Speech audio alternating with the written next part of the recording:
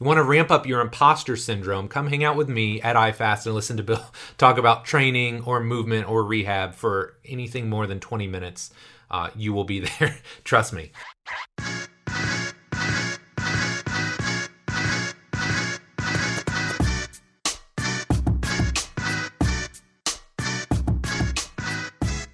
Hello, and welcome to the Physical Preparation Podcast. I'm your host, Mike Robertson, and today we are going to do our November-December Q&A mashup mailbag. So before we jump into this week's episode, I want to say really quickly, thank you so much for your support over the last year. I'm going to do a little bit of a mental download towards the end of this show and a little bit in next week's episode, but before we dive in, I just want to say thank you so much for your support this last year. It has been by far and away the best year of the podcast, and I wouldn't be here without you. And along those same lines, I just want to say happy holidays. I hope you have an amazing holiday break, regardless of what holiday you celebrate, whether it's Christmas, Hanukkah, Kwanzaa, Diwali. Man, I can't even keep up with all of them anymore, but whatever holiday you celebrate, I hope you enjoy it. I hope you get some time with friends and family members, and most importantly, just a little bit of time to reflect and remember what's most important in life. So, my apologies, first of all, because the last couple weeks have been a little bit light on guests. Part of that is my own doing. There were some solo shows that I really wanted to create. I wanted to do the 7 Investment Show. I felt like that was really important, and I wanted to shift your mindset on what you're investing your time and your money into. I did the practical programming and coaching tips. Again, trying to give you some insights into things that I think about and things that have continued to evolve in my own approach. So I hope you've enjoyed those episodes. But part of it too is just, look, it's the holiday season and it's really hard to get people to commit to do stuff during the holidays. And on top of that, I'm also trying to get some people from the other side of the pond, so to speak. So I got some really world-class experts in the topics of rehabilitation, in knee health, in knee function, in flywheel training. And, you know, the hardest part is just coordinating schedules and getting those people booked. So working really hard to make sure that January, February, March, this first quarter of 2023 is really legit with the show. So got some awesome people coming up. Very excited about it, and I hope you're excited as well. Now, I am super, super pumped for this week's episode. And if you've ever watched Lego Ninjago, if you haven't watched it, you need to watch it. It's hilarious, even if you don't have kids. But Michael Strahan has a little skit or a little bit in there, and he just says, pumped. So whenever Cade and I are excited about something, we say, pumped. But man, I'm legitimately pumped about this week's episode because I got some really good questions. We're going to span a lot of different topics. We're going to talk about off-season training for soccer. We're going to talk about ways to keep things fresh with your Gen Pop clients. I get put on the spot and just asked flat out, do I prefer Gen Pop clients or athletes? So I think my answer there will interest you as well. And we're just going to talk a little bit about the future, like what's going on in 2023, some of my goals. And man, I just think we're going to touch on a lot of different topics. So we're going to take a quick break, and then we're going to jump into this awesome episode of the Physical Prep Podcast. It seems like every day I talk to a young trainer or coach who is frustrated. Maybe they're frustrated with the results they're getting. Maybe they're frustrated because they don't have trusted resources to learn from. And maybe they're frustrated because they simply don't have enough clients and wonder how long they'll be able to stay in the industry. So if that sounds anything like you, I've got something that I know will help. My Complete Coach certification was created for trainers and coaches just like you, who are serious about the results they get and who know that becoming a better coach can directly translate to a bigger bottom line. This certification is going to take the last 20 years of my life's work and put it all into one massive course. In it, you'll learn how to use the R7 system to create seamless, integrated, and efficient programs for clients and athletes of all shapes and sizes. How to create the culture, environment, and relationships with everyone you train so you can get the absolute best results. And the exact progressions, regressions, and coaching cues I use in the gym, from squatting and deadlifting to pressing and pulling and everything in between. Of course, there's a ton more that I cover, but that should give you a pretty good idea of what the cert is all about. Now here's the thing.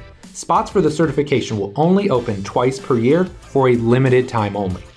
To get on the insider's list, just head over to CompleteCoachCertification.com.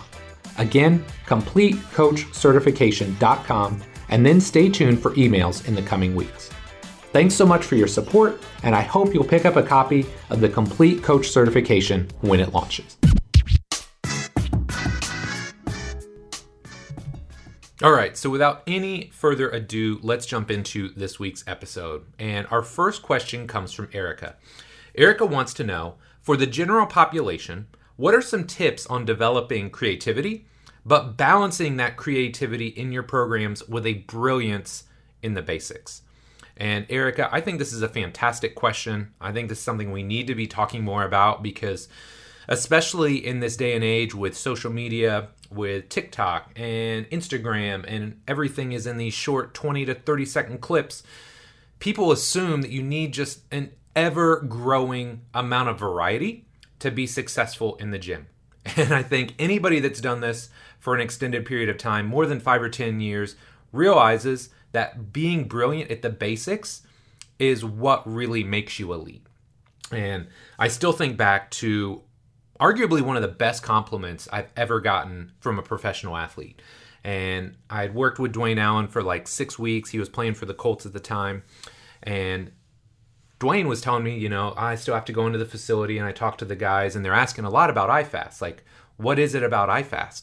And he said the thing that I continued to say, or the way I continue to express this to them, is that iFast just does the basics better than anybody. And like, such a subtle statement, but damn, it was profound and it really hit home because that's something we pride ourselves on.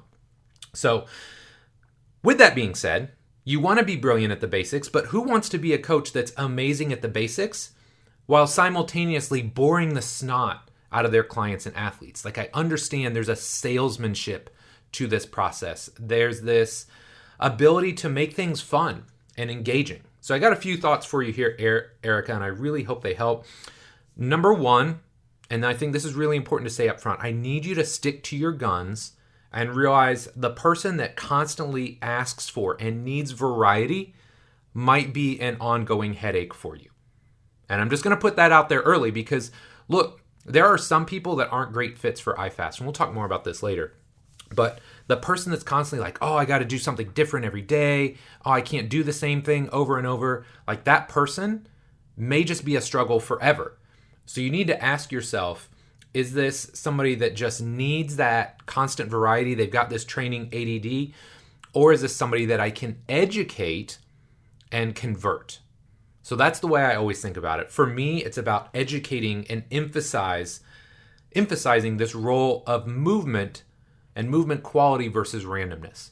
So I'm always trying to explain to my clients and athletes, hey, look, there's a reason we hone in on these big movement patterns, right? Squatting, lunging, hinging, pressing, pulling.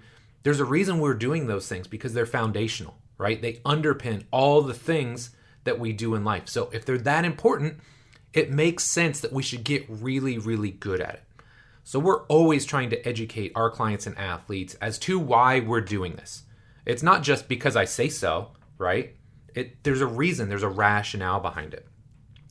Another thing that I think is really important is praising them for improvements in their movement. Now, chances are you're already doing this, but sometimes people need to be reminded, hey, do you remember how bad your squat was on day one? Do you remember how bad a hinge would hurt your back because you didn't understand how to do it and you were just arching your back really hard instead of pushing your hips back?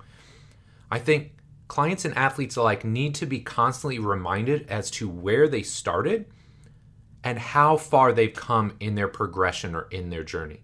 So make sure you're constantly educating and emphasizing to them the improvements that they've made. Now, I'm not going to say that diversity and creativity isn't important. So for me, one of the best places to do this is either in the warm-up or it's in the metabolic work on the back end. So this is why we like to do a lot of medicine ball training.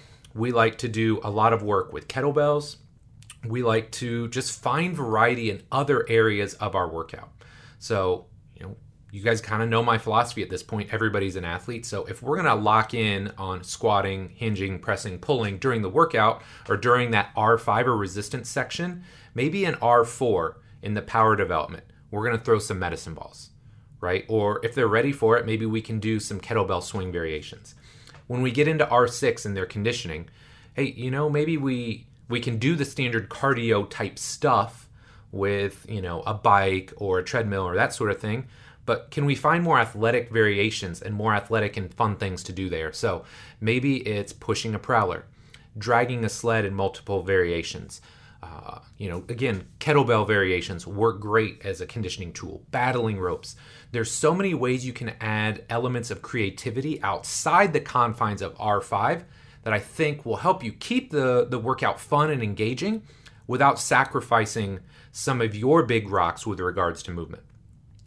And then the final piece here is that a lot of times I think we get so caught up in this idea of being creative. And it's not just being creative. I think what it comes down to for most of the people that come in our gym, it's having fun and having great energy. And I know a lot of times this gets kind of cliche, but how do we make things fun and engaging? It starts with you. Are you coming in with a lot of energy? And maybe not, yeah, let's go. It doesn't have to be like that. Find your own style and your own energy to lift people up. The music that you play, I think, is critically important. If you're listening to Nirvana Unplugged, great album, probably not the best workout music. Find something that is upbeat, that's energetic, that everybody can kind of jive with. Be conscious of the people that are around you in the gym, right? What are the other coaches' energies like? What are the other clients and athletes' energies like? If you create that environment with yourself, with the music, with the right people around you, I guarantee it's going to be a fun and engaging training environment. But I want to circle back to this idea of not being for everybody, because if you're listening to this show, I would say most of our audience doesn't come from the greater Indianapolis area. You're not in Indianapolis, Fishers, Carmel, Zionsville, Lawrence. You're not in one of these surrounding areas. You're from somewhere else, a different state, a different country. So you probably think, man, iFast is just packed with people. Everybody wants to train at iFast. It's crazy to think about, but there's a lot of people in our own neck of the woods that know about us and have zero desire to train at iFast. And I'm okay with that, right? Like if you just want to go to the gym down the street, zero regard for form or technique, have just like this killer training environment where Pantera is blaring as loud as possible, you're snorting ammonia caps. Hey man, I've been there and I've done that, and I get why you want to be in that environment. So we're not for everybody. And Erica, I would want you to understand you're not for everybody either. That's okay. Try and find your people that jive and resonate with your training philosophy. And I think at the end of the day, you've got to tether yourself to your principles, right? You're not steadfast in the sense that like you never change or you never evolve, but tether yourself to your principles. For me, movement quality, movement efficiency has always been number one. It will always be number one. And if the people I work with can't jive or can't rock with that, well, then they're not a great fit for me. And I'm okay with that. And I'll try and find somebody that is a better fit. So Erica, I really hope that helps you out. Tether yourself to your principles, but at the same time, try and create a fun and engaging training environment. I really think you can get the best of both worlds. Okay, our next question comes from Jan. I believe it's Jan, so if I do not pronounce this correctly, please correct me at some point in time. So Jan wants to know, what structure and exercise selection do you use in your readiness area? You have a blueprint with your movement categories and in your strength training, so how does that look in your readiness? Now, keep in mind, I would say this is not quite apples to apples here. We're not necessarily trying to chase or develop movement patterns, but I do have a structure or a thought process here. And if you've seen my R7 presentation, either in the short form, in like a presentation that I've given, or in the long form that you can find in the Complete Coach Cert, there's really 3 goals to that R3 or that readiness component. Those 3 goals are optimizing physiology, optimizing biomechanics, and then developing specific qualities to prepare them for a training session. Okay, so physiology is all the basic stuff. Get them warm, get them loose, prime the nervous system. We know heat is very, very important for the nervous system. So you got to take care of the physiology side of it.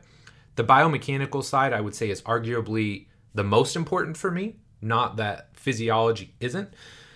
But I want to make sure that the things that we do in R2, in our resets, are being built upon in a more dynamic fashion in R3. So, for example, if we're trying to create space on the backside of the body in R2, right? Somebody can't shift their weight back. They can't shift their center of gravity back. It's impacting them in whatever way. They can't squat deep. Okay, well, if we've addressed it in R2, it only makes sense that we want to layer it and reinforce it in R3. So maybe we do something in R2, some sort of static breathing activity in R2 where we're trying to drive air into the backside of the body, trying to create some space. And then when we get to R3, we're going to do that in a more dynamic fashion. So maybe we're going to do our rock and roll or our egg roll activity. Maybe we're going to do some cat camels. Okay, so biomechanics are a really big part for me when it comes to R3. And then the final piece is the specific element. And this is pretty straightforward, right? Like if you're going to go and attempt to squat 315 that day, you don't just walk in the gym and start back squatting 315, right? You start with the bar, 135, 2 1/4, 275, 315. If you're going to sprint, you're going to work on acceleration work.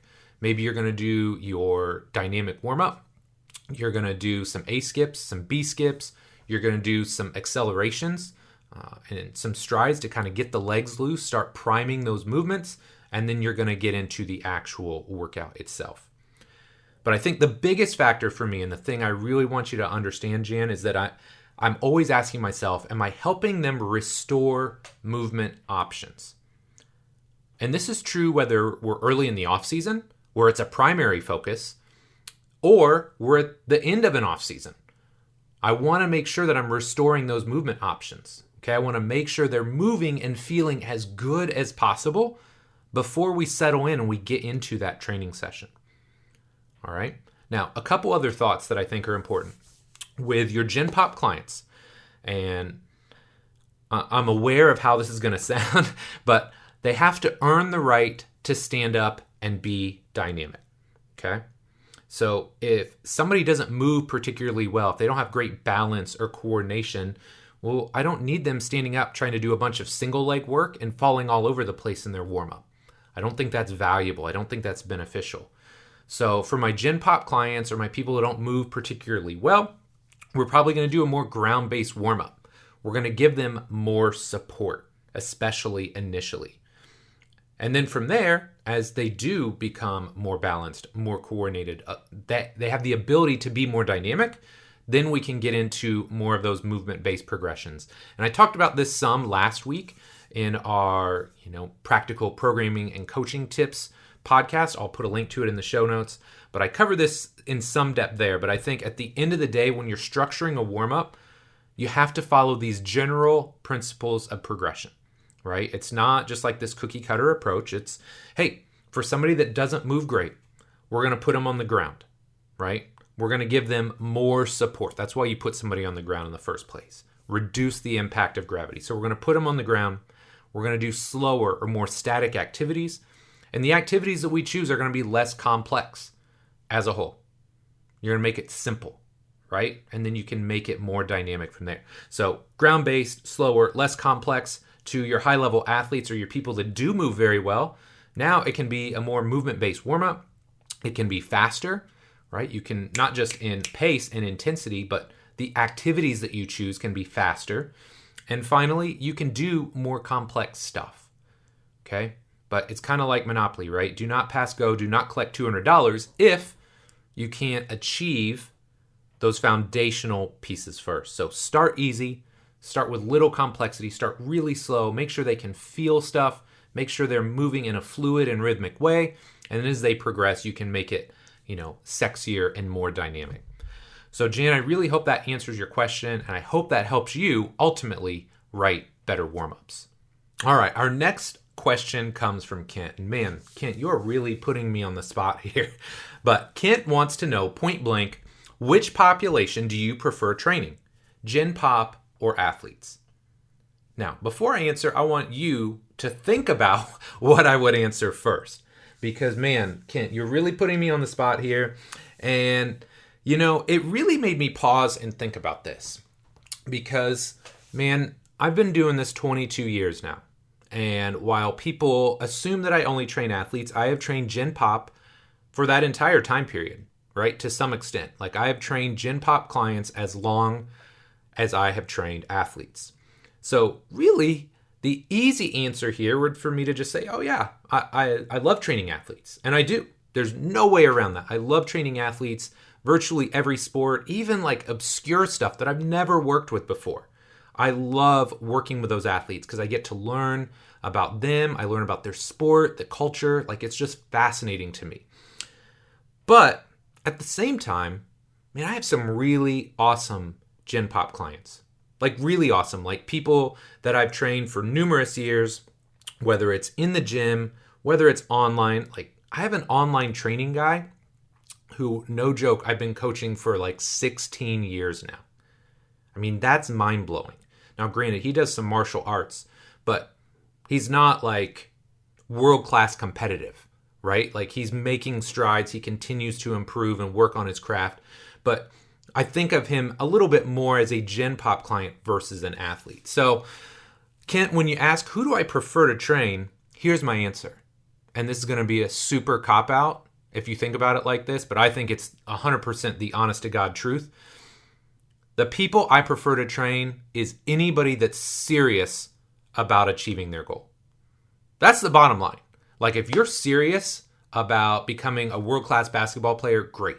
If you're serious about becoming the best power lifter you can ever become, great.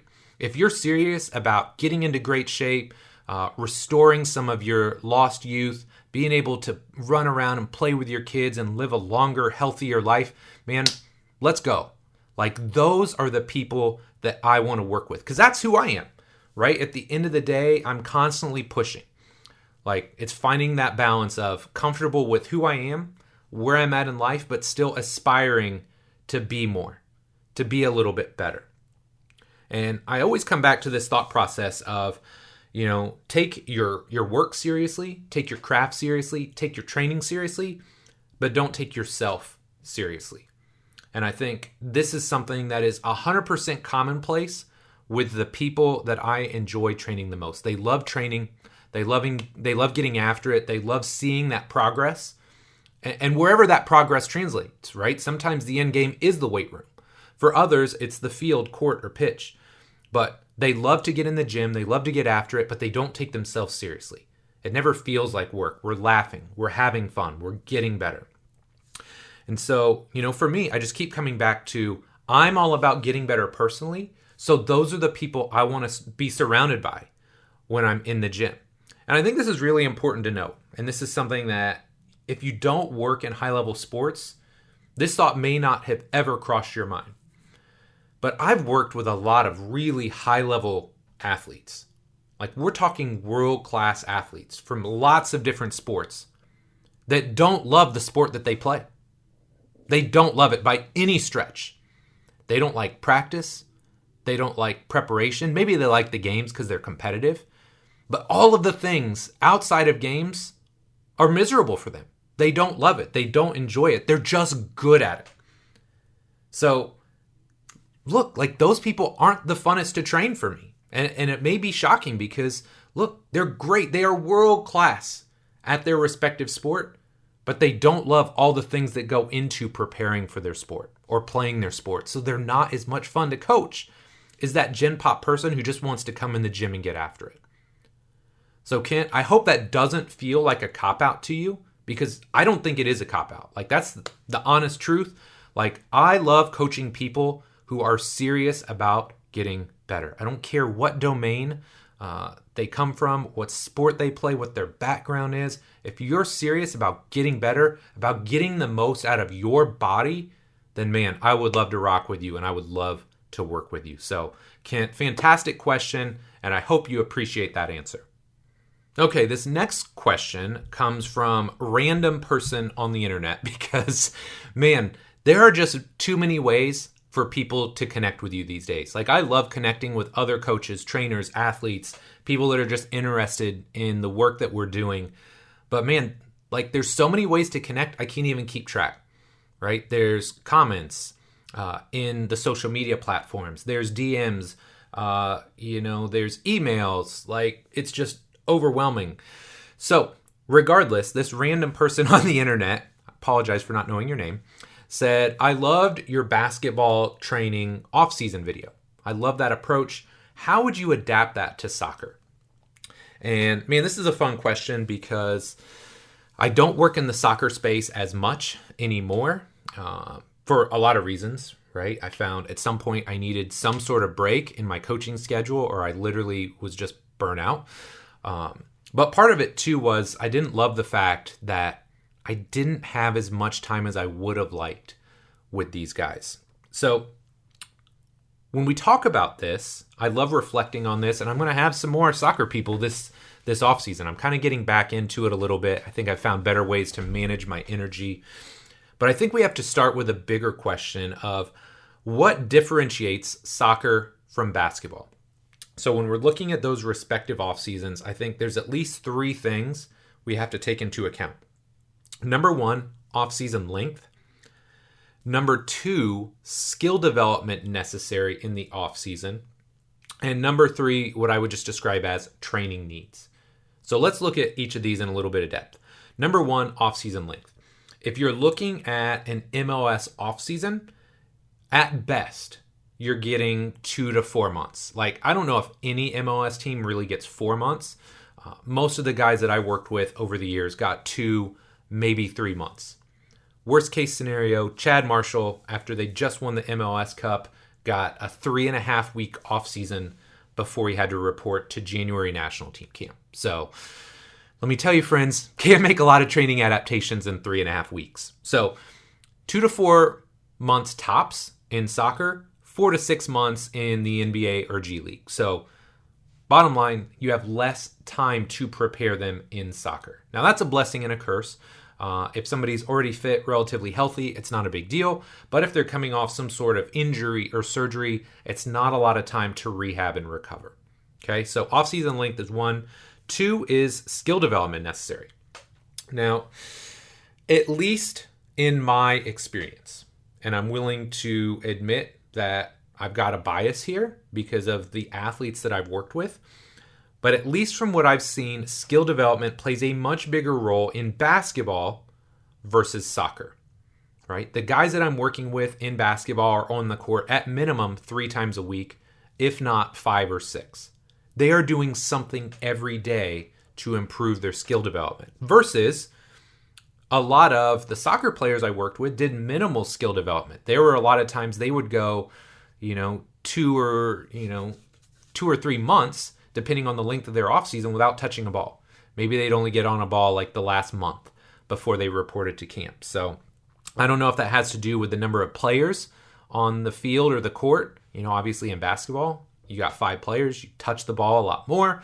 Soccer, you've got 11. So you may just not be on the ball as much. It also could be some of the athletes in the positions I worked with. So thinking about when I worked with Roy Hibbert, okay? Roy, I don't think touched a basketball a lot of times for at least a month or 2, which was kind of out of character. Maybe not for him, but for basketball players as a whole. Most of my basketball guys will take a week or 2 off, and they're immediately back in the gym and back on the court. And I saw similar things with like Danny and Chad, right? Danny O'Rourke, Chad Marshall. A lot of times they wouldn't get on a ball until about a month before they went back out. But whether you're looking at Roy or Danny or Chad, they were more defensive-minded and focused players. So maybe the offensive skill set wasn't as important to them versus if I worked with more midfielders in soccer or more strikers, maybe they would have been on a ball more. Because I can tell you in basketball, the guards that I work with are touching a basketball every single day. They're working on their handle. They're working on finishing. They're working on their shooting. So it could just be a byproduct of the individual athletes that I worked with. Okay? But bottom line is, I think in basketball, you're going to need more skill development in your offseason than you need in soccer. Then The final piece is your training needs, right? So in basketball, if you look at an off season, big focuses there are speed, strength, power, and then injury prevention, right? Because their training schedule and their competitive schedule is so condensed, injury prevention is obviously a big thing there. On the flip side, don't need a lot of specific conditioning because they are on the court almost every day, and they intuitively kind of figure out, hey, over the course of the offseason, I need to get on the court, I need to play more threes, I need to get on the court and get more run. So the conditioning isn't something I have to think too much about in basketball. Now, on the flip side of that, in soccer, I find the biggest needs are like injury prevention, especially looking at areas like the hamstrings, the groin. Obviously, we want some speed, strength, and power development, but it's a little bit harder to get some of those adaptations because that off-season window is so short. If you only got somebody for 2 months, you really get like 2 training blocks, right? You get like a hypertrophy, force development type block, and then you get like a force development power block, and that's it. Like that's it. And then they're back into camp. So when I kind of lay things out in basketball, most of my guys want to come in 5 days a week. And you can watch that video. I'll put the link in the show notes so you can kind of review that, how I structure that. Soccer will generally go 5 days a week as well, but it's a different structure. So generally what we'll do in soccer is Monday, Wednesday, Friday, total body lift. Monday, Friday are heavier lower body days, with Wednesday being a little bit more heavy upper body focused session. Tuesday, Thursday are generally going to be our conditioning days. That could come in the form of cardiac output. It could come in the form of tempo running. There's a lot of structure there, or a lot of options there. But generally, it's going to be more conditioning focused. And then thinking back, it's funny, this kind of made me think back to like some of the more intense off seasons that we had. And there was a time when Danny and Chad were coming in. This was probably it was probably Chad's first or second off season with me. But he came in, we had our 5 day a week structure, but then on Saturdays, we actually had them do HICT step-ups as well. And I clearly remember there was a day I had them do 60 minutes of HICT step-ups, which is absolutely awful, but seemed to have worked, or I'd like to think that it worked because that was also the offseason. Chad got traded to the Sounders, so it must have been his first offseason with me. Got traded to the Sounders and proceeded to be MLS Defensive Player of the Year, and I believe a Best 11 team member, so one of the best 11 soccer players in the entire MLS. So not sure that the HICT was the result of that, but needless to say, him and Danny were in great shape that year. So I think a big part of this is when you're thinking about soccer off-season, this philosophy is really important to me. I think too often coaches want to show out. They want to show how much they know. They want to show how fit they can make somebody. But if you're preparing an MLS soccer player, you have to understand that that season is incredibly long. If you try and get somebody in peak condition in January when they're reporting to camp, they're going to fall apart. They will absolutely be smashed by the time June or July hits. So instead, my philosophy is to, I don't want to say under-train them in the off-season a little bit, but my job in their off-season training is to have them fit enough and healthy enough so that they can get through preseason healthy. Because a smart preseason should continue to build their strength, their speed, their power, their conditioning, so that they can work into the regular season. Because even when you get to the regular season, the research will tell you it takes upwards of 4 to 6 competitive matches before you're at peak fitness. So trying to do that really early in the offseason is a fool's errand. You're not going to be able to do it. And if you can, or you try and do it, you're going to burn your athletes out. So that's the way I set up and structure our soccer off-season workouts. I hope that helps, and I hope it gives you some insight as to how we do it here at iFast. Next question today comes from Scott, and really from the Complete Coach Cert group. But Scott asked a fairly innocuous question. He said, well, how do you train mountain bikers? And unfortunately, I don't train mountain bikers, but there's a guy in the group who has also been on the podcast named Menahim Brody, who does train mountain bikers. So they have a little back and forth And then I thought the discussion was over, and then Menahem's like, oh, but Mike, what do you do? And so really what I had to tell them was, well, I've never trained a mountain biker. So the real question here is, how do you train athletes from a population you've never worked with before? Because we're all going to be in this situation at some point in time. And look, 22 years in, I've had this more than a handful of times. I had my first MMA fighter when Dan New came in. I had my first bobsledder when Alex Sprague came in. It sounds kind of random, but the first guy that didn't have an arm below the elbow, Zach Moore, right? All of these athletes, when they started with me, said, well, have you ever trained a MMA fighter before, or a bobsledder before, or a person that doesn't have a lower arm before? My answer is no, I haven't, right? And I'm not going to act like I have. So whenever you work with somebody like this, you're not going to be 100% prepared. You're not, and that's okay. But here's what you can do. You can arm yourself with knowledge to make the most informed decision you have available to you. Okay, so you got to educate yourself first. So I think these 4 things can be really impactful for you as a coach.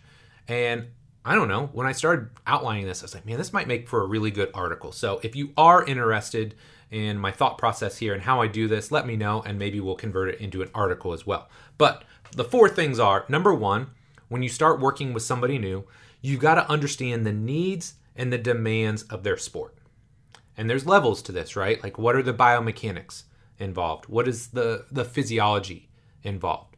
Because baseball is a lot different from basketball, is a lot different from football, which is a lot different from soccer, right? They're all field, court, team-based sports, but the physiological and the biomechanical needs are widely different.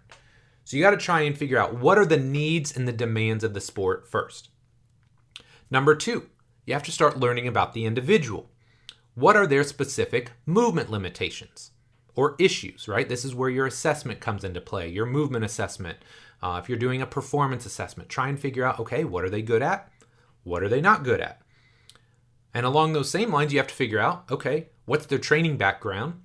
And what do they like or dislike about training? So if I'm starting with somebody new, right, new athlete from a sport I've never worked with, the last thing I want to do is write a program that's full of stuff they absolutely hate.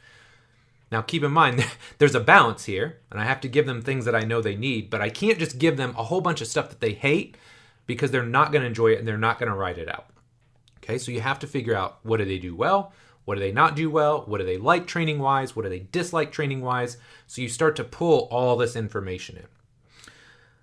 Number 3, you have to determine how much training they can safely and effectively incorporate into their weekly schedule. So let's come back to soccer for a minute. Soccer off-season, they're not generally playing a lot of soccer. And again, a lot of the guys that I worked with didn't do a lot of on-field, on-the-ball work in the off-season. So I could do a lot with them in the gym. Like, a lot of times those soccer off-season workouts were more like 75 to 90 minutes, whereas most of my basketball workouts are 60 to 75 tops. Reason being, if you're not going to be on the pitch, man, I got a lot of time. We can work on speed and power. We can take 20, 25 minutes to work on speed and power. We can take 40, 45 minutes in the gym. We can lift some heavy things. We can hit some conditioning on the back end of that session. So I can get you in there for 90 minutes and know that, hey, if we're only going Monday, Wednesday, Friday, we got plenty of time to recover in between those sessions. Now, contrast that with a sport that's notorious for just destroying their athletes like MMA. And if you can ever get Joel to talk about this live or in person, it's just fascinating. But the culture of MMA is just do more, right? And there's very little in the way of communication. So if you're an MMA fighter, you might have a strength coach, you might have a grappling coach, you might have a striking coach. So you've got all these people, none of whom are talking to each other, all doing their own thing. So there's just this tremendous amount of stress being placed on the body. So if I'm a strength coach for an MMA fighter and they're already training for their respective sport, right, striking, grappling, whatever it is, 10 to 12 hours out of the week, that doesn't leave a lot of room for me to write in strength or conditioning workouts for them. So maybe I only get 2 sessions a week for 45 minutes to an hour tops. Okay, so you have to figure out how much training can you safely and effectively incorporate into their weekly schedule. And, if you're doing those things, then I think ultimately you can be pretty darn successful. But here's the most important piece of this, because I said 4 and I almost forgot the 4th. Number 4, after you've done all this, you got to determine the lowest hanging fruit and attack it with a vengeance. So, for example, a lot of times when I work with endurance athletes, and I've worked with a lot of endurance athletes over the years, the lowest hanging fruit is just force production. You give them a little bit more juice, whether it's squatting, deadlifting, whatever the case may be, a little bit more juice, and immediately they're running faster, they're more economical, they feel better. For a lot of your bigger athletes, right? And so when I'm thinking like football, I'm thinking rugby, just a little bit of aerobic development goes a long way. Baseball's another one, because they've done so little aerobic development. You give them just a touch of aerobic development, their resting heart rate goes down, their HRV goes up, their ability to recover improves, they can get more reps in their skill development. So your job is to kind of see the big picture. I think that's the great thing about being a physical prep coach. We can kind of zoom out, 30,000 foot view. What is this person lacking? And then I'm going to hit them hard with that. Okay, so those would be the 4 things. Kind of understand the needs and the demands of the sport, understand them as an athlete. What are they good at? What are they not good at? Likes, dislikes. How much training can you incorporate? And then attack that lowest hanging fruit. So again, I don't know. When I started typing all this up, I was like, I think this is pretty cool. I think it's article worthy. If you do as well, let me know and I might flesh it out a little bit more. But Scott, and to the rest of the group, I hope you understand where I'm coming from with that. And I hope it arms you with some thoughts the next time you start training a new client or athlete. Okay, my friend, next question comes from random IG guy who DM'd me. And random IG guy wants to know, or said, I saw your boy Tyrell Terry retired from basketball at 22. How do you feel about that? And if you don't know who Tyrell is an awesome young man who I worked with during the pre-draft process, basically during COVID. Ty moved here in April, and if you remember what life was like in April 2020, it was quite strange, but he basically moved into an Airbnb here in town, and we trained together for 117 sessions from April until November. So I want to start this by just saying, man, I love Tyrell Terry. Like, just a great kid, great human being, and I can call him a kid because, damn, like twice his age when I think about that. But yeah, I mean, look, dude, I spent more time with Tyrell over that 6 months than anybody else in my life outside of my family. We were together 5 days a week for basically 6 months straight. And man, just what can I not like about him, right? Like, he loved video games. He loved sports. He was a kid. I mean, when he came into my gym, he was 19 years old. And there's just like a lot of sentiment there, right? The guy was my first NBA draft pick. I've never had an NBA draft pick. And so like that was pretty cool, right? Like, worked with a lot of NBA players, high level NBA players, but I never had somebody drafted before. So just going through that process, seeing the hype around it, all the things that go on behind the scenes to make that happen, just crazy. But I think the most important thing to say first and foremost is Tyrell's just a great kid. He's a great human being. But I can also say this, he's not the first NBA player. He's not the first athlete that's gotten paid to play their sport at a really high level that doesn't love the game. And I think he said that numerous times. Like, he fell out of love with the game. And I get that. Like, when you're growing up, as you're getting older, your tastes change. Things that you loved when you were a kid, maybe you don't like as much anymore. You grow, you mature, you evolve. So, man, I get it. And ultimately, I just want to say I love Tyrell. Amazing human being. He's super smart. Obviously, he went to Stanford. Right? It's not like he went to random JUCO community college and just effed around for a year. Like, he went to Stanford. He's a smart kid. He's got a very bright future. And I think most importantly, I just hope he finds a path in life that gives him peace. The mental health piece it's a huge issue right now. I think a lot of things culturally, societally are driving us in this way. A lot of things that we have some control over too, right? Getting out, moving more, taking care of our bodies, fueling our bodies appropriately, getting enough sleep, getting off screens, just reconnecting with other human beings and not through a screen or not through a device. There's a lot of things that we can do, but man, the mental health piece is real. And I hope that Ty finds peace in his life going forward, because he's just an amazing human being. Man, I love him so much, and he deserves it. He deserves it. Okay, last but not least, this question comes from random podcast listener. Again, if you don't give me your real name, or I can't find your real name, you just become random podcast listener or IG person or Twitter user. So, final question for today is, Mike, you've talked a lot about goals for us, meaning all of you, in 2023, but I'm interested. What are your goals for next year? And anytime somebody asks me about this, I always jokingly say world domination. I'm pretty sure I've said this for the last 8 to 10 years now.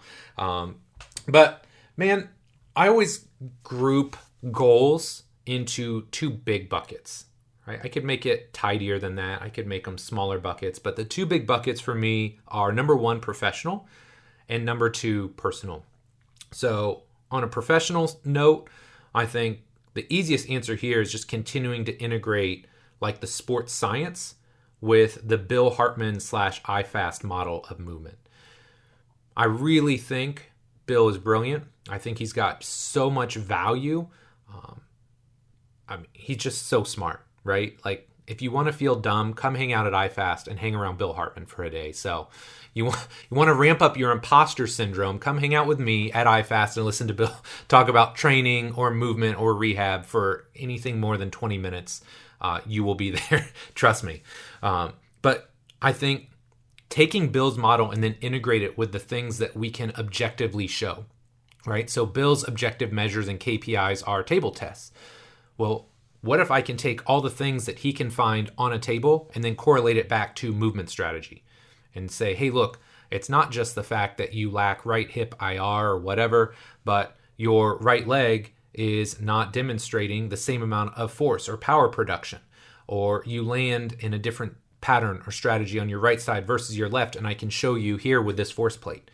Like, that's what I'm super excited about. And I feel like, honestly, this has just rejuvenated me to a whole new level, because as excited as I am about movement, we've talked about it so many times, movement efficiency is like the core of my training philosophy. Being able to be more objective about it and kind of tie all these pieces together, man, that's really exciting for me. So that would be number 1. With regards to the podcast, I think you're going to see some subtle changes in format. I think the big thing that I want to do is continue to dive deeper. Now, I don't ever want to have a Tim Ferriss style podcast where I have people on 2.5, 3 hours. I think that's great. It works for Tim, and I think the people that he interviews require that amount of time to really like get into all of the things that they bring to the table. But I think what I want to get away from are some of the shorter, more surface level interviews, and really try and find world-class experts and really dive in even deeper. So look for the show length to probably go up in 2023. So you're probably going to see some changes to the format. I want to continue to find great guests. Now, not everybody is going to be a world-class expert in whatever their respective domain is, but as always, the people that I bring on do something at a world-class level. And sometimes it's just their mindset and their approach. There are some people that we've had on this show that you've probably never heard of, but if you go back and you listen to their episode, you're like, damn, that person's doing great work. That is my job, and my goal is to find great people to highlight on this show. So probably going to see some changes with the format of the podcast. Continue to write. In case you haven't noticed, I've been cranking out a lot more written material lately. I realize that can't happen forever. kind of April to September is my core training and coaching time. So I can't keep the output up during that period. But man, right now, when I'm not coaching as much and I have time to integrate all of these thoughts and ideas, I'm going to continue to write as much as I can. I hope you enjoy it. And I firmly believe there is a place for long form content. As much as I enjoy the reels and some of the quick hit tips, there's value in those. But I think there's also a lot of value in the longer form content. So if you enjoy those, please help me out. Share those. Let other people know what I'm doing or things that you like, because that just gives me more juice, right? And I feel like even with my list and my audience and the network that I have access to, there are still times it feels like I'm just shouting into an empty forest. So if you enjoy the written content, please share it. Help me promote it. I mean, there's new products, new stuff I want to work on. Back in the day, I did a program design mentorship. Small group, like 10 coaches, but pretty in-depth. I'm thinking about bringing that back. I've thought about recreating bulletproof knees in some form or fashion. I just had so many clients and athletes over the last 2 to 3 years that have had ongoing or continuous knee stuff, right? Most of the people that I work with, we've gotten them out of it, right? Maybe not everybody's 100%, but people that have failed other places have come to us and we've had success. So thinking about recreating that. Joel and I have talked about doing some work together. So there's new products. Man, there's so much stuff that I want to do. I just got to try and figure out a time to contain all the enthusiasm and focus and channel it so I get stuff done. So professionally, a lot going on. Personally, I want to continue to stay locked in. I feel like this has been one of my best years with regards to tying all of the big pillars together. And if you know my 4 big pillars, they are training, nutrition, recovery, mindset, something I talk a lot about in my RTS annual program, but I want to stay locked in on those. This has been a great year for me training-wise for the most part. Nutrition has probably been as good as it's ever been in my life. It shows in my body comp, in my energy, so I want to keep that going. Sleep, recovery, again, made that a priority years ago. I'm pretty locked in on that. And then making sure that the mindset and the meditation stays in there as well, because I think they're super valuable. So trying to keep all 4 of those pillars as balanced as possible. And then the final personal goal is to just continue to work to meet my family where they're at as a husband and father. So just like you change, everybody around you is changing as well, right? Everybody else has 24 hours in their day to have experiences, ups, downs, highs, lows. So when it comes to being a husband or being a father, the goalposts are always shifting, right? I mean, it's crazy to think about. My daughter is going to be 12 in like a month and a half. My son just turned 9.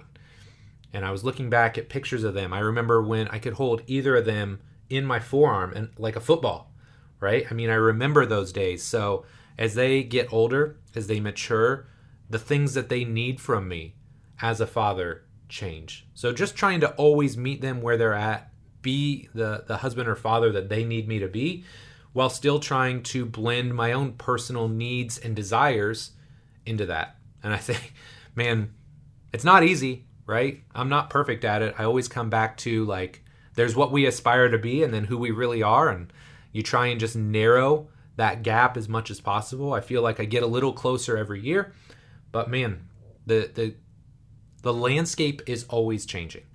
So those are some of my goals for 2023. They're ambitious, yes. But man, I wouldn't live life any other way. I can't deal with just kind of plugging and chugging along. I got big goals, big things I want to achieve, and I hope you're here and you're along with me for the ride, because man, 2023 is going to be legit. So my friend, that does it for this week's episode of the Physical Prep Podcast. Hope you enjoyed it.